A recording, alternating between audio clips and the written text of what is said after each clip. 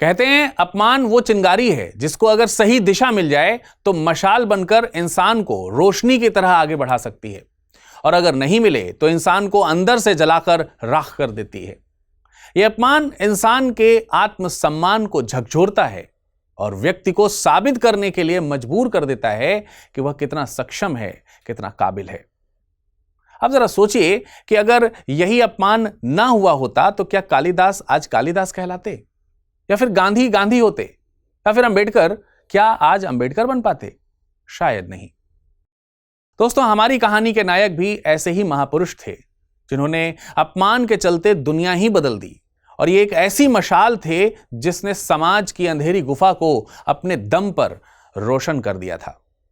जब पूरा समाज जाति, धर्म, अंधविश्वास और ऊंच नीच के दलदल में घिरा हुआ था, तब इस आदमी ने अपने विचारों की मशाल से ही समाज की अज्ञानता को दूर किया।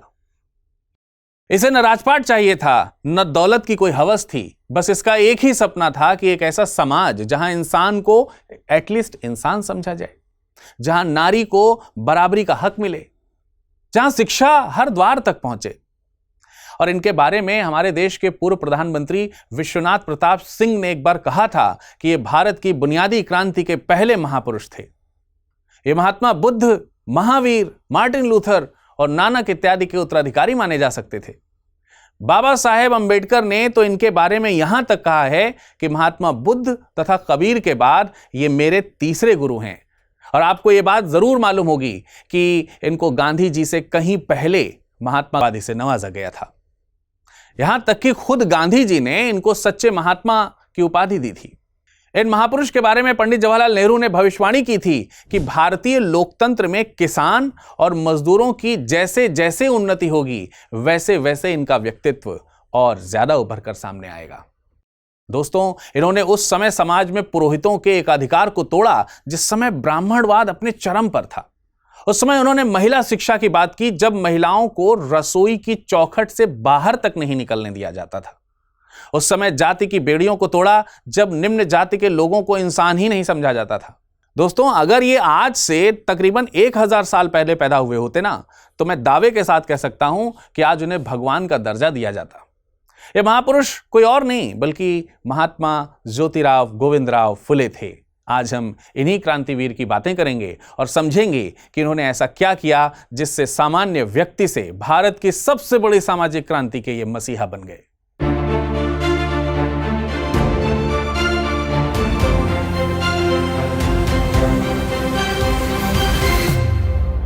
जगह पूना, महाराष्ट्र, साल 1827, तारीख थी 11 अप्रैल। इसी दिन ज्योतिबा देवता का सालाना मेला भी लगता था और इसी दिन एक साधारण परिवार में एक तेजस्वी बालक का जन्म हुआ।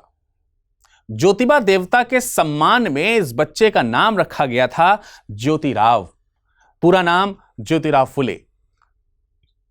जन्म के समय कोई कल्पना भी नहीं कर सकता था कि यह बच्चा बड़ा होकर भारत का सबसे बड़ा समाज सुधारक बनने वाला है। बहरहाल, यह बच्चा एक माली जाति के परिवार में जन्मा था, एक ऐसे परिवार जिसे समाज ने हमेशा हाशिए पर रखा था। माली जाति को उत्तर भारत में सैनी के नाम से जाना जाता है। माली जाति की बहुत सारी उपजातियां हैं जिनमें सैनी, रामी, फूल, फिलेरिया, मरार, मात्राकार, काछी, कुशवाहा, हरदिया और सूर्यवंशी जैसी कई उपजातियां शामिल हैं जो मंडल आयोग और कई राज्यों की सूची में पिछड़ी जाति के रूप में भी शामिल हैं। माली पारंपरिक रूप से फल और सब्जी उगाने का काम करते थे और जाति व्यवस्था इन्हें शूद्र श्रेणी में रखा करती थी। दोस्तों, अब आप सोच रहे होंगे कि यह जानकारी क्यों दी जा रही है। मैं सच कहूं तो अगर यह बच्चा माली परिवार में ना पैदा हुआ होता तो इसके साथ भेदभाव ना हुआ होता और इसका अपमान भी ना हुआ होता, और अगर इसका अपमान ना हुआ होता तो शायद यह महात्मा ज्योतिराव फुले कभी नहीं बन पाता। हालांकि यह कहा जा सकता है कि भेदभाव के खिलाफ ज्योतिराव की लड़ने की ताकत उनके खून में ही थी, क्योंकि उनके परदादा ने भी अपने समय में जातिवाद और ब्राह्मणवाद के खिलाफ विद्रोह किया था। क्या किया था इनके परदादा ने, आइए जानते हैं। ज्योतिराव के परदादा सतारा से 40 किलोमीटर दूर ये कोई जगह थी कटगुण, वहां एक गांव था, उसी गांव के निवासी थे। गांव में चौगुला जानते हैं? चौगुला मतलब एक निम्न श्रेणी के ग्राम अधिकारी। ये उसी ग्राम अधिकारी के रूप में काम करते थे। और इस समय तक इनका परिवार उन्हें गोहरे उपनाम से उपयोग करता था या पुकारता था या जाना जाता था। गोहरे फुले में कैसे बदल गया, जल्द ही आपको इसका पता चलेगा। बहरहाल ये वो समय था जब निचली जातियों के खिलाफ अन्याय अपने उच्चतम स्तर पर था। इस गांव में पेशवा काल में ब्राह्मण राजस्व अधिकारी दलित और किसानों पर तरह तरह के जुल्म ढाया करते थे। इसी अन्याय का शिकार हुए थे ज्योतिराव के परदादा। अब ज्योतिराव के परदादा ने देखा कि इस अन्याय के खिलाफ उनकी आवाज सुनने वाला कोई था ही नहीं, बचाने वाला कोई नहीं था। तो उन्होंने शोषण का अंत करने के लिए उन राजस्व अधिकारियों की ही हत्या कर दी और खुद की जान बचाने के लिए अपना गांव छोड़ करके कहीं और चले गए। ये अपने 3 बेटों के साथ पुणे के खानवाड़ी गांव में आ गए। आर्थिक तंगी तो थी ही, लेकिन यहां किस्मत ने एक और मोड़ लिया। एक फूल वाले ने इन्हीं तीनों भाइयों को अपने यहां पर काम पे लगा लिया। इसने इन भाइयों को फूल उगाने और सजाने के हुनर में माहिर बना दिया। इतना माहिर बन गए कि इनको शाही दरबार के लिए भी काम मिलने शुरू हो गए। इनका काम इतना बढ़िया होता था कि खुद पेशवा बाजीराव द्वितीय इनके काम से बहुत प्रभावित हुए थे और इनको इनके इनाम के तौर पर 35 एकड़ जमीन दे दी थी, वो भी टैक्स फ्री। इनकी कला इतनी मशहूर हो गई कि इन्होंने अपना उपनाम गोहरे से फुले यानी फूल वाला रख लिया था। लेकिन कहते हैं ना कि हिंदुस्तान में आपकी पहचान आपकी जाति ही होती है, हुनर की पहचान नहीं होती। हुनर चाहे जितना हो, आगे चलकर यही जातिगत भेदभाव का सामना करना पड़ता है ज्योतिराव फुले को। आगे चलकर ज्योतिराव फुले के पिता गोविंदराव को खेती और फूल बेचने का ही काम करना पड़ा।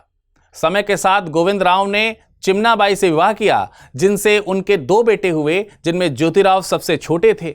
दुर्भाग्यवश चिमनाबाई का निधन हो गया और जब ज्योतिराव मात्र 1 साल के थे तो गोविंदराव को माली बिरादरी वालों ने बहुत समझाया कि बच्चे की जिम्मेदारी को देखते हुए आप दूसरी शादी कर लो, लेकिन उन्होंने सबको मना कर दिया। इस प्रकार से सगुणाबाई क्षीरसागर ने ज्योतिराव को पाल पोस करके बड़ा किया।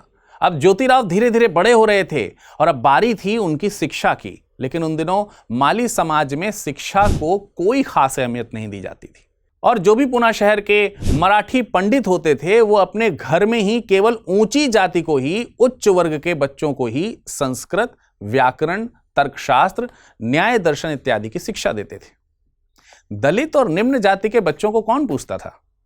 उनको शिक्षा से वंचित ही रखा जाता था। बहरहाल ये ब्रिटिश राज का समय था और ब्रिटिश ईसाई धर्म प्रचारकों ने पूना में कई अंग्रेजी स्कूल्स खोले थे और इसी समय governor general lord William Bentinck ने ऐलान किया कि अब भारत की शिक्षा नीति बदलेगी। 1835 का वो दिन था, 7 मार्च। लॉर्ड विलियम बेंटिंग का मकसद था भारतीयों को यूरोपीय साहित्य और विज्ञान से जोड़ना। अब जरा सोचिए कि जिस देश की जड़ें सदियों से रूढ़ियों में जमी हुई हों, वहां यह बदलाव कितना आसान था।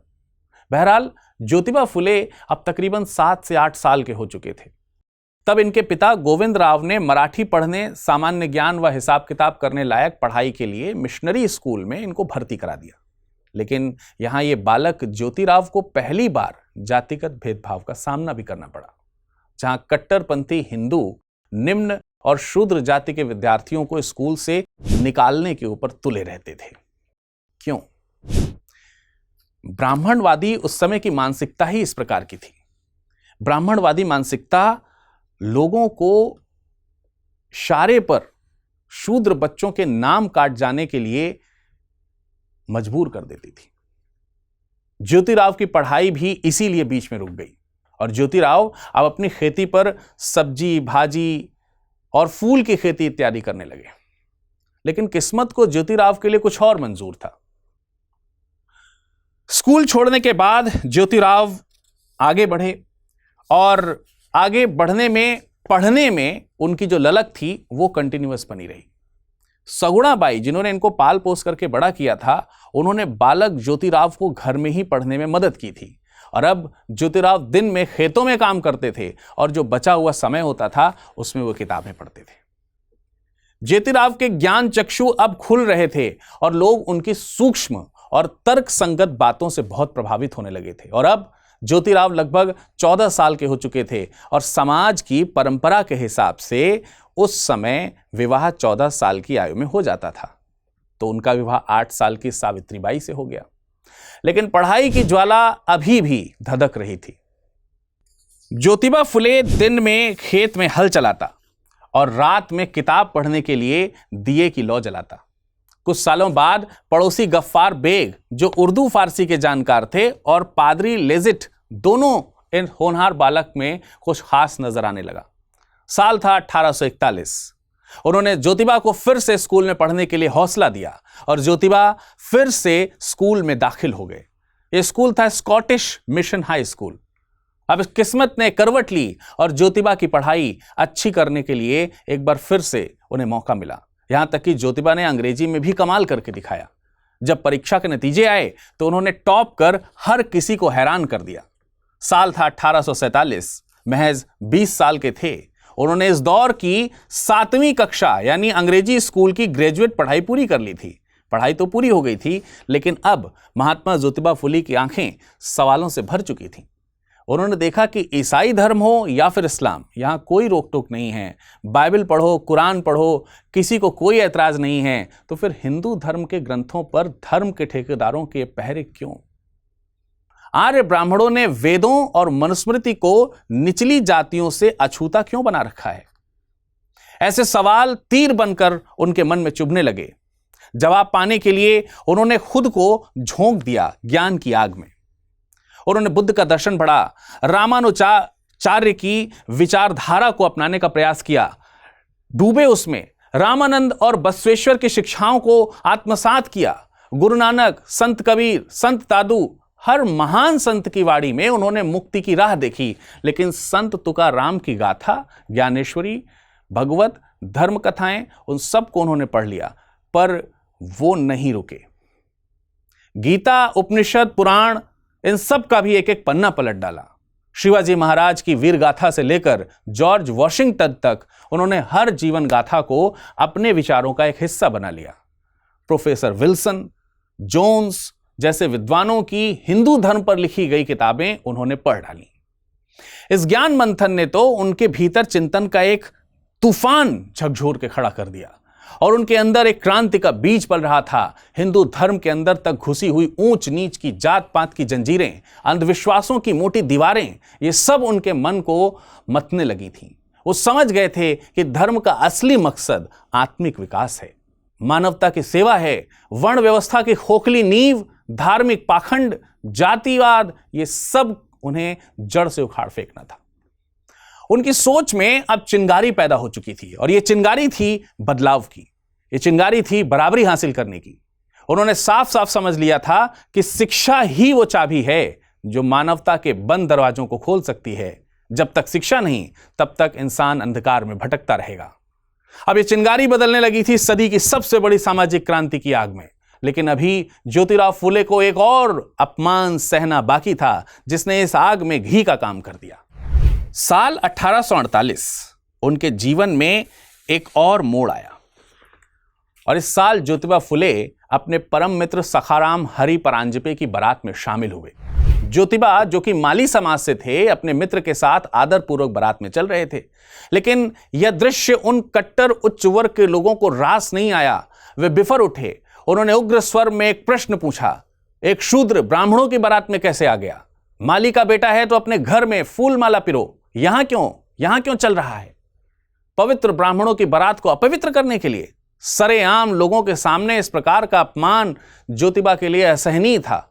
पर यह एक साधारण अपमान नहीं था, यह एक समाज की गहरी बीमारी का लक्षण था।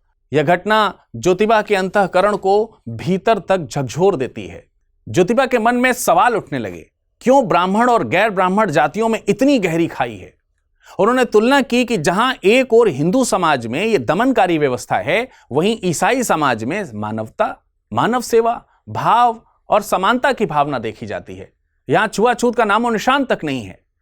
उन्होंने सोचा कि काश यही भाव हमारे धर्म में भी होता। यही वो क्षण था जब उनके भीतर क्रांति की चिंगारी भड़क उठी और वे जानते थे कि परिवर्तन का एकमात्र हथियार है शिक्षा।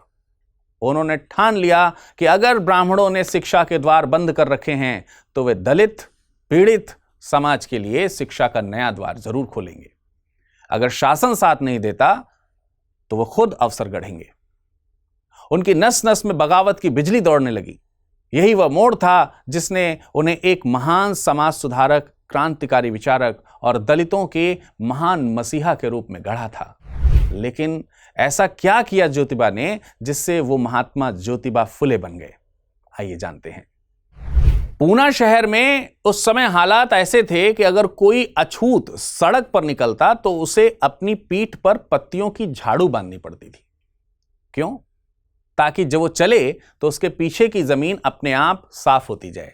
गले में एक बर्तन लटकाना जरूरी होता था कि कहीं गलती से अगर सड़क पर थूकना पड़ जाए तो सड़क अपवित्र ना हो जाए। और जब वो चलता था तो जोर से आवाज लगाकर लोगों को आगाह करता था, जैसे कि वो कह रहा हो, हटो हटो, एक अछूत आ रहा है। उस समय के ब्राह्मणों का मानना था कि इससे उनका पवित्र वातावरण दूषित नहीं होगा। एक बार अपने आप को इस सिचुएशन में जरा रख कर देखिए और सोचिए और महसूस कीजिए कि आपको कैसा महसूस हो रहा है।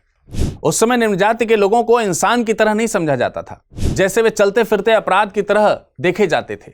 इतना ही नहीं, ऊंची जाति के कुएं और हौज तक के पानी अछूतों के लिए नहीं थे।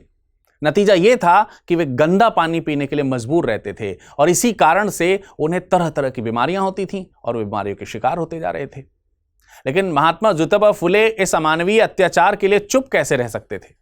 साल था 1849 जब उन्होंने अपने घर पर पानी का हौज अछूतों के लिए खोल दिया। दोस्तों, यह सिर्फ पानी का हौज नहीं था, यह थी मानवता की पहली लहर, बराबरी की पहली बूंद। लेकिन समाज के ठेकेदारों को यह बर्दाश्त कहां तक होती। ऊंची जाति के लोग और घर के रिश्तेदार उनके पिता पर यह दबाव डालने लगे। उन्हें गुस्सा आने लगा और उन्होंने गुस्से में आकर ज्योतिराव और सावित्रीबाई, जो कि उनकी पत्नी थीं, उन दोनों को घर से निकाल दिया। घर से निकाले जाने का, समाज के द्वारा बहिष्कार होने का उन्हें रत्ती भर भी दुख नहीं हुआ, क्योंकि उनके लिए लड़ाई व्यक्तिगत नहीं थी, ये लड़ाई थी सदियों की बेड़ियों को तोड़ने की। उनकी नसों में अब एक ही आवाज गूंज रही थी, कोई भी इंसान अपवित्र नहीं होता। अपवित्र होती है तो उसकी सोच, जो इंसान को इंसान नहीं समझती। अछूतों के प्रति भेदभाव को खत्म करने का तो यह उनका एक छोटा सा प्रयास था। लेकिन दोस्तों, लगभग इसी समय ज्योतिराव ने महिला शिक्षा क्रांति का भी बीजारोपण कर दिया था। थॉमस पेन की किताब द राइट्स ऑफ मेन ने फुले को गहराई से प्रभावित किया था। उन्होंने ठान लिया कि समाज की बुराइयों का इलाज सिर्फ एक शिक्षा है, खासकर महिलाओं और निचली जातियों के लिए। अब आपके मन में सवाल आ रहा होगा कि ऐसा क्यों है? देखिए, उनका मानना था कि माताएं जो संस्कार बच्चों पर डालती हैं, उसी में उन बच्चों के भविष्य के बीज होते हैं। इसलिए लड़कियों को शिक्षित करना बेहद जरूरी है। इसी सोच के तहत उन्होंने सबसे पहले अपनी पत्नी सावित्रीबाई को पढ़ाना शुरू किया और तभी एक ऐसी घटना घटित हुई जिससे ज्योतिबा फुले का एक बड़ा सपना साकार हो गया।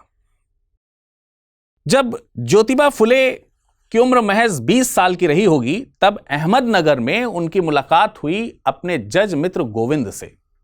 साथ में थी एक अमेरिकन ईसाई पादरी महिला सिंथिया फर्रार।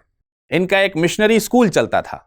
बस इसी को देखकर ज्योतिबा ने ठान लिया कि जो शिक्षा का बीजारोपण वहां हो रहा है, वो पुणे में भी वो करके दिखाएंगे। इसी जुनून ने 1 जनवरी 1848 को पहला स्कूल पुणे में स्थित तात्या साहेब भिंडे की हवेली में खोला और दलित महिलाओं की शिक्षा का बीड़ा उठाया। सोचिए, 19वीं सदी का भारत, जहां लड़कियों का स्कूल जाना तो दूर, किताब को छूना भी पाप समझा जाता था। आह्वान लड़कियों के लिए स्कूल खोलना।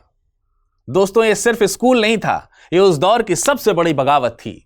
इसी के साथ उन्होंने अपनी पत्नी सावित्रीबाई फुले को सौंप दिया एक ऐतिहासिक दायित्व भारत की पहली दलित महिला शिक्षिका बनने का। लेकिन समाज के ठेकेदारों को यह मंजूर नहीं था। शोर मच गया, हल्ला हो गया। एक दलित हिंदू नारी शिक्षिका कैसे बनेगी? यह तो धर्म और शास्त्रों के खिलाफ है। सिर्फ विरोध ही नहीं, बल्कि जब सावित्रीबाई स्कूल जाती थी तो रास्ते में उन पर मिट्टी फेंकी जाती थी, धूल उछाली जाती थी, गोबर मारा जाता था, पत्थर फेंके जाते थे। आप समझ सकते हैं इस सिचुएशन को। उन पर ताने कसे जाते थे, ये पढ़ेगी और पढ़ाएगी भी, नारी होकर समाज के विरुद्ध चलेगी। पर सावित्रीबाई डरी नहीं। उनके इरादे पहाड़ जैसे अडिग थे। इस पर इतिहास गवाह है। जो लोग समाज के सांचे में नहीं ढलते, वही इतिहास बनाते हैं। बहरहाल, एक साल बाद जब 1849 में आर्थिक तंगी लगी और लगातार मिल रही धमकियों की वजह से स्कूल को कुछ समय के लिए उन्हें बंद करना पड़ गया, लेकिन फिर भी उन्होंने हार नहीं मानी। जल्दी से फिर से स्कूल उन्होंने खोल दिया। लेकिन जब दलित और पिछड़े वर्ग की जागृति की लहर दौड़ गई थी, तो वहीं पड़ोसी गफ्फार बेग की बेटी फातिमा और ब्राह्मण युवक विष्णुपंत थट्टे ने भी इस आंदोलन में कंधे से कंधा मिलाया। 1850 तक उनके स्कूल में दलित स्कूलों की संख्या तेजी से बढ़ गई थी। 3 जुलाई 1850 बुधवार पेठ जगह में अन्ना साहेब चिपलूंकर ने एक और स्कूल खोला और सावित्री बाई बनी मुख्य अध्यापक। इसी साल 7 सितंबर को दूसरी जगह एक और स्कूल शुरू कर दिया गया। आप यकीन नहीं करेंगे कि इसके सामूहिक प्रयासों से सिर्फ 2 से 3 साल में ही दलित पिछड़े वर्ग की महिलाओं के लिए एक साथ 18 स्कूल की शुरुआत हो चुकी थी। सन 1852 में अंग्रेज सरकार ने शिक्षा के लिए प्रसार किए फुले दंपत्ति को सम्मानित भी किया। पुणे संडे ऑब्जर्वर अखबार में 29 मई 1852 में प्रकाशित रिपोर्ट में लिखता है कि ज्योतिबा के स्कूल में लड़कियों की संख्या सरकारी स्कूल में पढ़ रहे लड़कों की संख्या से 10 गुना है। दोस्तों, महिला शिक्षा क्रांति का शंखनाद हो चुका था। उनका यह साहसिक कदम न केवल महिलाओं के लिए बल्कि पूरे समाज के लिए नया सवेरा लेकर आ चुका था। लेकिन शिक्षा के अलावा भी ज्योतिबा फुले को बेहद खास मामलों के लिए याद किया जाता है, वो है सती प्रथा और विधवा विवाह। दोस्तों, आप लोगों को यह जरूर पता होगा कि बंगाल में समाज सुधारक राजा राममोहन राय ने सती प्रथा को खत्म करने के लिए एड़ी चोटी का जोर लगा दिया था। लेकिन 27 दिसंबर 1833 को उनकी मृत्यु हो जाने से समाज में क्रांति की जो लहर चल रही थी वो धीमी पड़ गई थी। लेकिन राजा राममोहन राय की यह मशाल महात्मा ज्योतिबा फुले ने उठा ली थी। उन्होंने पूना में सती प्रथा के विरुद्ध मोर्चा खोल दिया और सिर्फ सती प्रथा ही नहीं बल्कि विधवाओं के लिए विवाह की भी सामाजिक स्वीकृति दिलाने का बीड़ा उठाया। दरअसल उन्होंने देखा कि उच्च वर्ग की विधवाओं पे तमाम सारे प्रतिबंध लगाए जाते थे, जैसे उनके सर मुड़वाना, सफेद साड़ी पहनने के लिए उन्हें मजबूर करना। इसके अलावा समाज में विधवाओं के साथ अमानवीय व्यवहार किया जाता था। उनके साथ शारीरिक संबंध बनाकर उन्हें गर्भवती तक कर दिया जाता था और बाद में जब राज खुलते थे तो इन विधवाओं को मार पीट कर बेघर कर दिया जाता था या फिर जबरदस्ती उनका गर्भपात कराया जाता था। यह समस्या उस समय बहुत आम हो गई थी और विधवाओं के हक में बोलने वाला कोई नहीं था। इसी समस्या को जड़ से समाप्त करने के लिए ज्योतिराव फुले अक्टूबर 1853 में एक बड़ी सभा बुलाते हैं, जिसमें सैकड़ों लोगों ने भाग लिया और इस सभा में विधवा विवाह का प्रस्ताव रखा गया। लेकिन समाज के ठेकेदारों के चलते प्रस्ताव सर्वसम्मति से पास हो सकता था क्या? बिल्कुल नहीं, और यही हुआ। लेकिन फुले रुके नहीं, विधवा विवाह के विरोधियों को ललकारते रहे। एक विधवा आश्रम खोल दिया। पुणे और आसपास के इलाकों में जहां ब्राह्मण परिवार विधवाओं के साथ अमानवीय व्यवहार करते थे, वहीं विधवाएं अब फुले के विधवा आश्रम की ओर खींचने लगी थीं। जल्दी फुले का यह प्रयास अंधेरी गुफा में सूर्य की रोशनी की जैसे समाज में फैलने लगा था। इसी समय एक और महान हस्ती हुए महादेव गोविंद रानाडे। उन्होंने फुले से प्रभावित होकर 1860 से 1866 के बीच विधवा पुनर्विवाह संघ की स्थापना की थी और पंढरपुर में विधवा आश्रम खोले थे। विधवा विवाह के लिए प्रयास चलते ही रहे थे, लेकिन दोस्तों, फुले महिलाओं को हर तरीके से सशक्त बनाना चाहते थे, क्योंकि यह वो समय था जब लड़कियों को बेहद कम उम्र में शादी करने के लिए मजबूर किया जाता था। कई बार कई कारणों से कम उम्र में ही लड़कियां विधवा बन जाती थीं और अगर ये गर्भवती होती थीं तो मजबूरी में नवजात बच्चों की हत्या कर दी जाती थी। ऐसे मामले उस समय काफी ज्यादा देखने को मिल रहे थे, इसलिए उन्होंने 1863 में बाल हत्या प्रतिबंधक गृह की स्थापना की ताकि मजबूर औरतें और नवजात बच्चों की हत्या ना हो सके।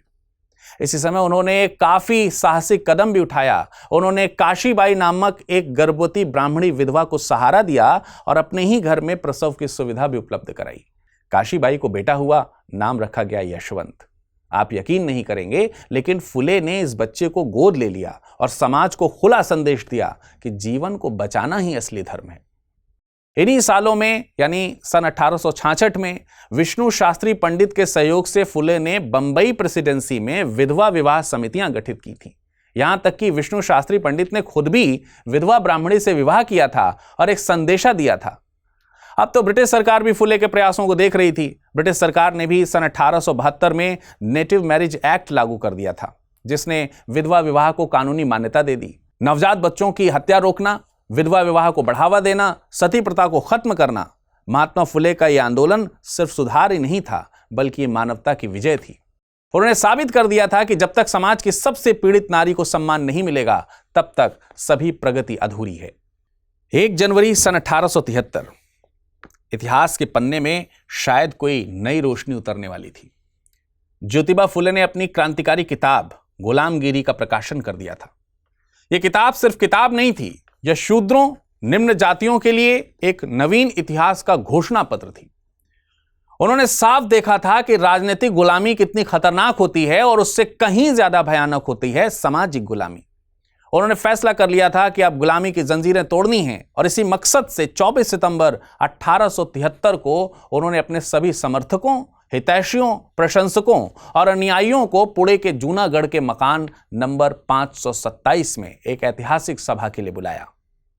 और यहीं जन्म हुआ सत्य शोधक समाज का, एक ऐसी संस्था जो समाज में सत्य की खोज करेगी, पाखंड और पंडे पुरोहितों के जाल को तोड़ेगी और हर इंसान को बराबरी का दर्जा दिलाएगी। और सबसे बड़ी बात यह कि समाज की सदस्यता हर जाति, हर वर्ग, हर धर्म, सबके लिए खुली थी। इस समाज के प्रारंभिक सदस्यों में सखाराम यशवंतराव परांजपे, सदाशिव गोवंडे, शिवाराम सखाराम दातार, मोरे विठ्ठल बालवेकर, ये सब लोग शामिल थे। यह संगठन उस समय का सामाजिक बम था।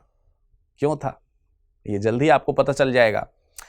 देखिए, वो एक ऐसा समय था जब निम्न जातियों के लोगों का धर्म के नाम पर, आस्था के नाम पर, ईश्वर के नाम पर, यहां तक कि वेदों के नाम पर जम करके शोषण हुआ करता था। और इसीलिए सत्य शोधक समाज में ऐसे नियमों और सिद्धांतों को शामिल किया गया जिसमें ईश्वर तो था, लेकिन वो एक ही था, यानी एकेश्वर की उपासना। ये मानते थे कि ईश्वर ना तो किसी मंदिर में बंद है, ना किसी पंडे पुरोहित का गुलाम है। हर जीव में एक समाया है, हर दिल में बसता है। ईश्वर किसी में भेद नहीं करता, न हिंदू, न मुसलमान, न ब्राह्मण, न अछूत, सब के सब उसी की संतान है। फुले हिंदू धर्म में बिचौलियों से बहुत परेशान थे। इसलिए उन्होंने कहा कि देखो यार, ईश्वर भक्ति अगर आपको करनी है ना, तो ईश्वर भक्ति के लिए ये बिचौलियों की आवश्यकता नहीं। कौन थे बिचौलिए? यही पंडे पुरोहित। अपने माता पिता से बात करने के लिए किसी माध्यम की किसी को कोई जरूरत होती है क्या? वे बताते हैं ठीक उसी तरीके से, वैसे जैसे आप अपने माता पिता से बात करते हैं तो किसी बिचौलिए की आवश्यकता नहीं पड़ती, ठीक उसी तरीके से परमात्मा से मिलने के लिए किसी पंडित की क्या कोई जरूरत है? उनका मानना था कि समाज में वेदों के चलते ही जाति व्यवस्था बनी और जाति व्यवस्था के चलते शोषण के रास्ते खुल गए। और चूंकि वेदों को ईश्वर के द्वारा बनाया गया माना जाता है, इसलिए समाज पर यह भी सवाल उठाते थे कि क्या ये सारे वेद उचित मार्ग बताते हैं? इसलिए उन्होंने कहा कि कोई भी ग्रंथ ईश्वर के द्वारा रचित माना जा सकता है क्या? उन्होंने कहा नहीं, ना ही कोई पूर्ण इसके प्रमाण है, ना ही ईश्वर के द्वारा रचित है, ऐसा कहीं लिखा है। ईश्वर कभी अवतार नहीं लेता। पुनर्जन्म, कर्मकांड, जब तब, ये सब अंधविश्वास है। ब्राह्मणों ने स्वार्थवश इसे फैलाया कि बिना संस्कृत मंत्रों के ईश्वर सुलभ नहीं है। अब सोचिए कितनी निर्भीक सोच रही होगी, कितनी निर्भीक सोच रही होगी ज्योतिबा फुले की। ज्योतिबा फुले के सत्य शोधक समाज के साफ साफ लक्ष्य थे, जैसे कि ब्राह्मणवादी मानसिकता और सामाजिक गुलामी को तोड़ना, मूर्ति पूजा का निषेध, ये सब। धार्मिक कर्मकांडों के नाम पर ब्राह्मणों का शोषण बंद कराना भी उनका एक उद्देश्य था। इसके अलावा शिक्षा का प्रसार करना, खास तौर से स्त्रियों के लिए शिक्षा के अधिकार की मांग करना, अछूतों का उद्धार, छुआछूत को मिटाना, ऐसे तमाम सारे लक्ष्य थे ज्योतिबा फुले के। उनका मानना था कि ब्राह्मण पुरोहित अनिष्ट का डर दिखाकर, डराकर आम लोगों को ठगा करते हैं। इस बात को समझने के लिए उन्होंने ब्राह्मणों की चालाकी, किसानों का कोड़ा तथा गुलामगिरी पुस्तक में विस्तार से लिखा है। ज्योतिबा फुले के ये सभी काम पूरी तरह हिंदू मान्यताओं के खिलाफ थे, इसलिए उनका हर रास्ते पर विरोध होता था। यहां तक कि उनकी हत्या की कोशिशें भी की गईं। और इतना ही नहीं, ज्योतिबा फुले ने अपने सत्य शोधक समाज के माध्यम से खुद को विवाह के नियम और विधि के लिए तैयार किया था। इन नियमों में किसी ब्राह्मण की जरूरत नहीं थी, किसी फिजूल खर्ची की जरूरत नहीं थी। विवाह के लिए कोई 7 वचन नहीं थे, सिर्फ इतना वचन लेना होता था कि सभी स्त्री पुरुष एक समान होते हैं और मित्रवत होते हैं। इस समय इस तरह की विधि का पालन करवाया जाना एक बहुत बड़ा विद्रोही कदम हो सकता था। इस कदम से ब्राह्मणों ने फुले के खिलाफ मुकदमा दायर कर दिया, लेकिन फुले कभी झुके नहीं, घबराए नहीं और रुके भी नहीं। इस संगठन के विचार लोगों को बहुत पसंद आने लगे। धीरे धीरे महाराष्ट्र के कोने कोने में इनकी शाखाएं फैलने लगीं। ये जनता का संगठन बन चुका था और ऐसी मशाल जो अब किसी एक हाथ में नहीं थी बल्कि पूरे समाज की मुट्ठियों में जल रही थी। लेकिन फुले यहीं नहीं रुके, वो समाज में हर प्रकार के अन्याय के लिए आवाज उठाते थे, किसानों और मजदूरों के लिए भी। तो फिर अब यह देखना है कि इस क्रांति की मशाल को उन्होंने और आगे कहां तक पहुंचाया।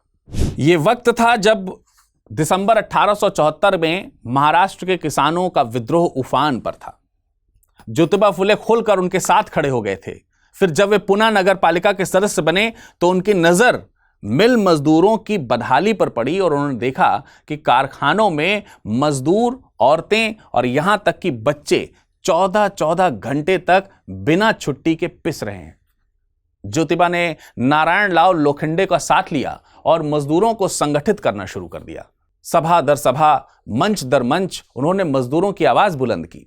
लोखंडे ने पहली बार बंबई में मजदूर सम्मेलन बुलाया और इस सम्मेलन में 6000 मजदूरों के हस्ताक्षर किए गए और इन्हीं 6000 मजदूरों के हस्ताक्षर के साथ एक मांग पत्र पर सरकार तक अपनी आवाज पहुंचाई। इनके प्रयासों से ही 1888 में मिल मजदूर संगठन बना और 1890 में इतिहास रचा। इनके प्रयासों से रविवार की छुट्टी का कानून पास करवा दिया गया।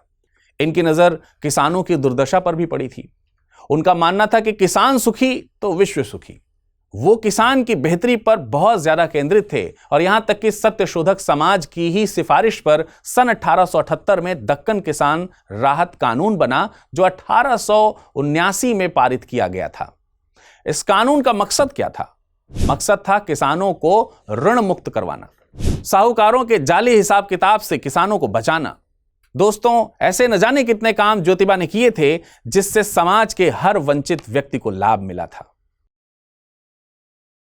अब इतना सब कुछ पढ़ने के बाद, इतना सब कुछ जानने के बाद, आइए एक बार नजर डालते हैं ज्योतिबा के मूल्यांकन पर। ज्योतिबा स्त्री और पुरुष के समान अधिकारों के समर्थक थे।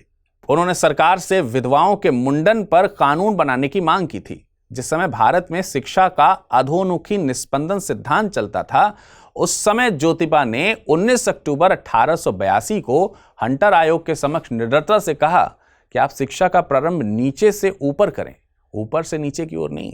पहले नींव को देखें और फिर कलश का ध्यान रखें। ये बहुत बड़े स्टेटमेंट्स थे। ज्योतिबा का मानना था कि मेहनत कश जनता का अधिकांश धन दान पुण्य में चला जाता है। यदि इस धन को वह अपना जीवन स्तर सुधारने में लगा ले तो वह अच्छा जीवन जी सकता है। इस धन से अपने परिवार की बेहतरी के बहुत से काम कर सकता है। ज्योतिबा फुले जन भाषा के समर्थक थे। उनका मानना था कि भाषा का सवाल असल में सत्ता संघर्ष से ही जुड़ा हुआ है। लोक भाषा के लिए उन्होंने संघर्ष किए थे। वो अक्सर लोक भाषा के सवाल पर मराठी संत की बात दोहराते थे। संस्कृत भाषा देवताओं ने बनाई है, तो क्या मराठी चोर उचक्कों की भाषा है? ज्योतिबा फुले शराब के भी विरोधी थे। उन्होंने यहां तक सुझाव दे डाला था कि नगर पालिका शराब की दुकानों पर ज्यादा से ज्यादा टैक्स लगाए, जिससे यह शराब की लतखोरी जो है वो कम हो जाए।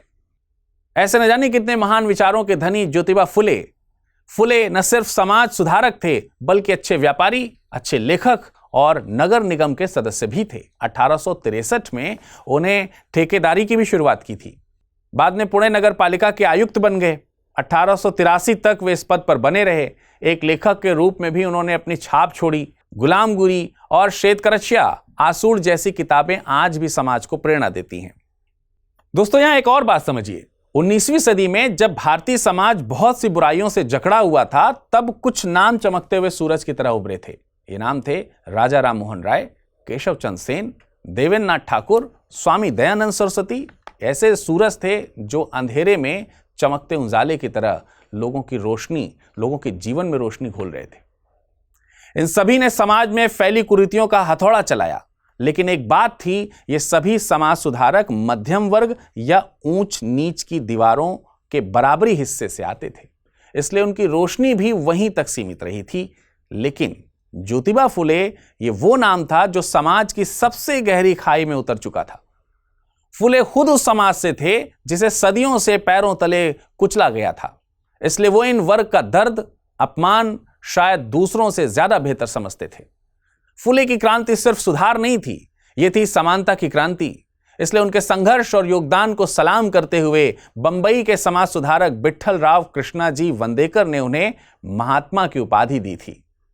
दोस्तों, 1888 में उन्हें लकवा मार गया और 20 नवंबर 1890 को वे इस दुनिया से रुखसत हो गए। लेकिन महात्मा फुले का काम और उनके विचार आज भी जिंदा हैं।